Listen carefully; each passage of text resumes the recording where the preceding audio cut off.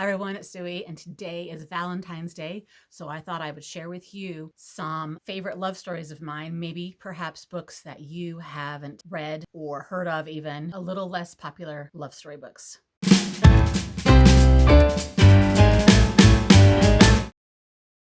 So I have 12 books on my list, and I've actually printed up some notes because some of these books I read so long ago that I can't even remember the details. I just remember loving them. And I want to start out by saying that these are love stories to me, not necessarily romances. So to me, that's a different thing. Romance is a book where it's all about the love story. Love stories are part of the plot, part of the other main story. So I had to go and do a little research by looking things up on my blog to remember what I said about these books back in the day. So let's just jump right in and let me tell you what these 12 books are. The first one I have is The Queen of Attolia by Whalen Turner, which is the second book in the Thief series. So in the first book, we learn who this boy is. His name is Jen, and he gets caught up in this massive political intrigue going on between these kingdoms.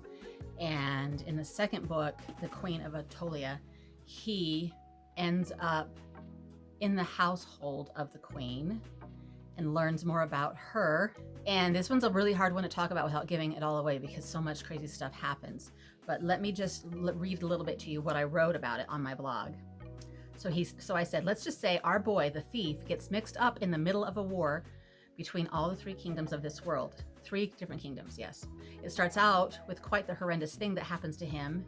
In fact, as I wrote here, it was one of those, wait, what? Like, what just happened? Like, I can't believe that I just read what I read. I will never forget that.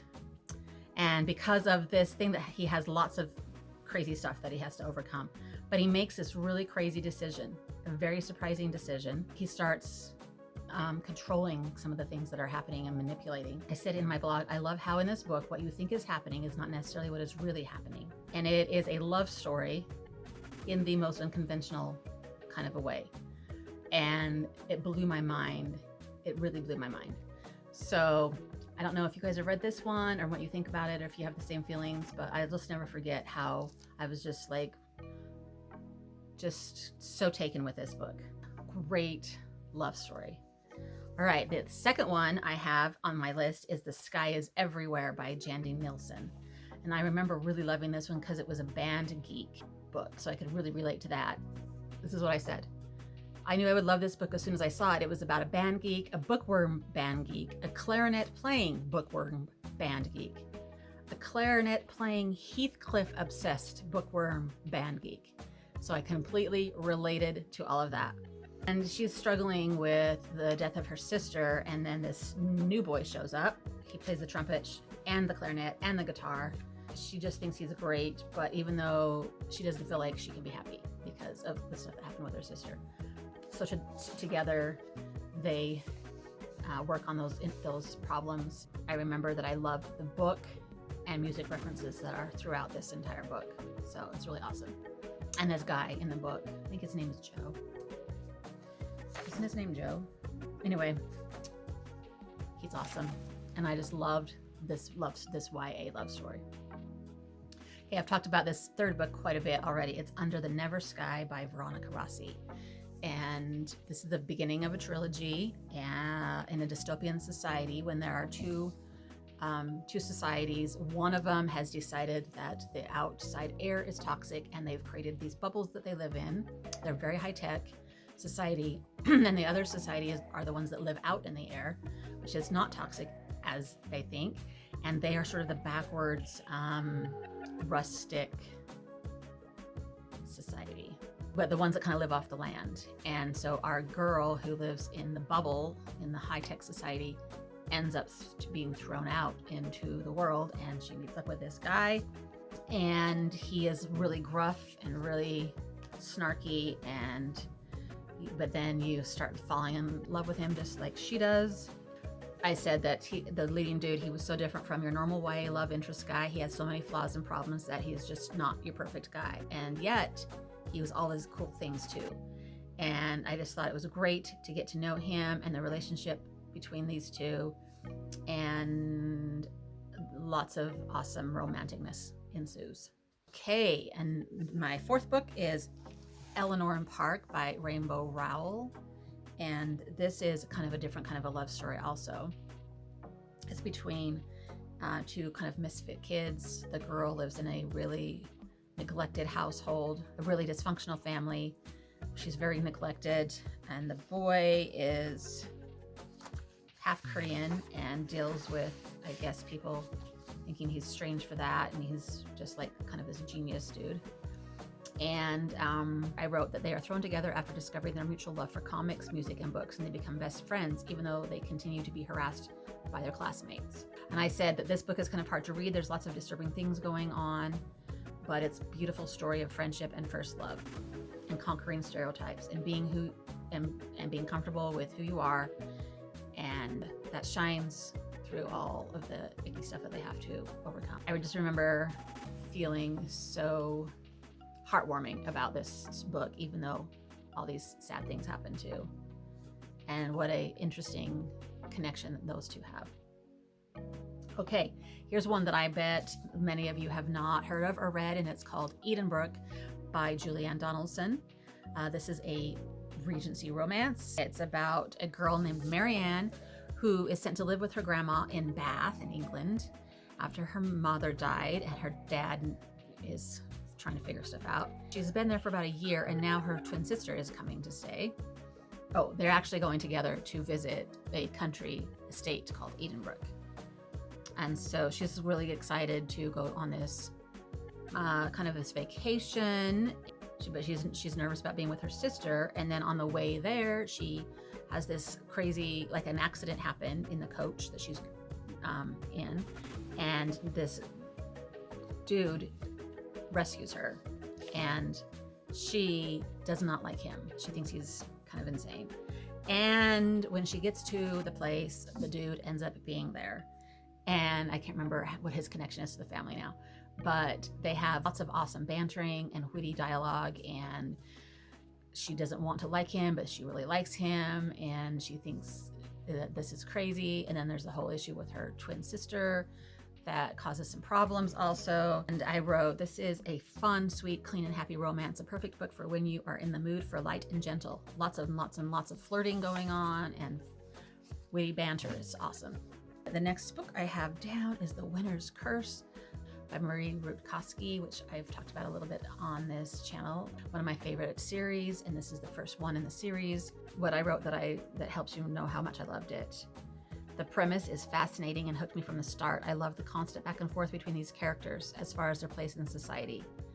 And the stuff that Aaron is the name of the boy, the stuff that he's involved in is crazy, which leads to the decisions they both have to make, which are gut-wrenching. This is such a good story with compelling characters in a fascinating, chaotic world. So the boy is the slave from the society that the girls' people have taken over and are controlling, and he's the slave. She wins him at an auction, and then they form this bond that is so intense and crazy good. Okay, the next one on my list is Eliza and Her Monsters by Francesca Zappia. And I love this book because I related to so much that was happening. I related to her because of the things she's involved in, her getting made fun of for loving weird things and being in fandom and having an online personality versus her inner life personality. As a mom, I can relate to her parents in this book who are struggling to help her, to understand her, to encourage her to be part of their family and participate, and her relationship with her brother. There's so much about this one that I really love. And the love story is, so she's really famous online because of the webcomic she writes, and the guy is the mastermind behind a fan page for her web comic. And so when she realized that he is the leader of this fan group for her, then she gets nervous and doesn't want to tell him who she really is, and she feels like she needs to, but she's scared, and all that stuff happens. I said on my blog, read this book, especially if you've ever been made to feel weird because you are part of a fandom that people think is stupid or silly. My guess is that you will relate to things in this book too, no matter how old you are. Okay, one of my all-time favorite love stories is Katherine by Anya Seten, which is the romance between John of Gaunt and Katherine Swynford, based on true story. John of Gaunt, is the son of King Edward, who is the brother of Black Prince Edward during the late 1300s in England. And their son, so Katherine and John of Gaunt have a son, and their son is Henry IV, through which all the future Henrys came, including Henry VIII. So neither one of them were king or queen, but they were just in that family, and it ends up that you can trace everybody's lineage back to them. This is their love story, which is so intense and so awesome. And Anya Seten is one of my favorite writers. I was really into her way back in the day, and I haven't read anything by her for a long time. But I would love to go back and reread a bunch of her stuff. I've read this one a couple of times, and it's just really, really good. The Scorpio Races by Maggie Stiefvatter. This is a book that takes place kind of in our current day, but it sort of feels like it's in the past on a quaint little island that seems isolated from the rest of the world. They have this celebration every November called the Scorpio Races, when everyone comes to watch. But the horses that are in these races are powerful, deadly water fairy horses that live in the ocean, and they only appear around this island. And if people are brave enough and smart enough to capture them, they can be tamed enough to ride in these races. So the people on the island make their living with these horses, if that makes sense. And so our girl and our boy both struggle financially, and the girl thinks that she enters the race and she's going to ride her normal horse, her tame normal horse, against the bloodthirsty monster water horses. And if she wins the race, then she can help her brothers who have been struggling to keep her alive all these years because they don't have, their mom and dad are gone. And her competition is this guy who has been winning the races for the past like 4 years or something, and which makes her crazy. And I have to say that this book is very lyrically written, kind of a slow moving, slow burn kind of a book, which I absolutely love.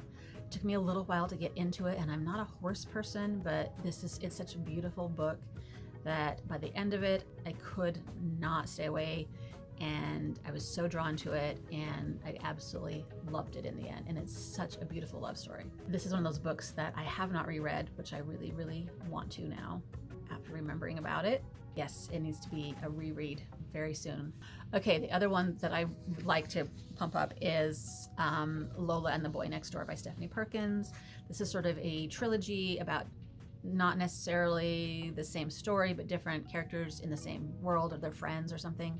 Lola is the middle one, and Cricket is the guy in this one. He's the boy next door, and I love the description of him. I love his character so much, and I always thought Lola was crazy for not liking him right off the bat, but that's the story, of course, is how they finally get together. He'd moved away for a while, looks like, and then now he's come back. But she's got a boyfriend, so what to do? Anyway, I just think this one's a really cute one, and I just love the character of Cricket so much. So that it's become one of my favorite love stories also. And then I remembered a book that I read years ago. I think 2006 is when I have it written down somewhere in one of my lists, called Sunshine by Robin McKinley. Actually, I have 2 Robin McKinley books on this list. Beauty, which I read a long time ago also, 2005 I think, and Sunshine. Beauty is a retelling of Beauty and the Beast. There's lots of retellings of Beauty and the Beast, but this is definitely one of my favorites, if not my most favorite. I don't think there's really a whole lot to say because everybody knows the story of Beauty and the Beast. This is just a really great retelling of it, and a book I would love to reread also. Our book club's going to be nominating books this week. Maybe I'll stick in some rereads that I want to do in that. And I'll let you know what what ends up being on our long list that we're voting on, so you guys can help us decide what book we should read next year. So look for that video. And then the other Robin McKinley one is Sunshine, which is a book I'd forgotten about until I was kind of looking up and seeing what I had written down on my lists as some favorites. And this is a vampire book, way before vampire books were kind of the thing. The vampire in this book is captured by his enemies and tied up, and the girl in the book is put in there with him as a bait. Oh gosh, he's a scary dude. He's so scary, if I remember right. But they talk, and there's this cool magic system in this book and our girl ends up having some powers. And it turns out that our guy, that's the vampire, he can live in the light, he can live in sunshine if he's touching the girl. So together they figure out how to escape. That's simplifying it a lot. This was way before I blogged, so I was trying to remember what my own feelings were about it. I just remember it being so intense and so good. And I looked up the synopsis in it just on like Wikipedia, and it's a little more complicated than I remember. But but if you want a really good vampire love story, then I would suggest this one. Let me know if you guys have already read it, and if you agreed that it was kind of crazy, awesome, intense book. But if you love vampire stories and you haven't read it, I would definitely put this one on your list. All right, that's all I had on my list. I mean, I'm sure that there are tons more, but I was trying to think of some books that maybe aren't quite so thought of right off the bat, not necessarily the most popular books that you may have not read yet, so that you can go and add them to your list. I love all of these books so much, and hopefully if you haven't read them yet, you will find them and fall in love with some new books too. Be sure and check out videos that I've been doing of every book in my library. Those are being quite the project to go through and talk about all the books. So make sure and check those out if you haven't. And then, like I said, we'll be nominating books for book club, and I will maybe do a video talking about some of those things that end up on that list. So look for that. In the meantime, happy reading. Bye.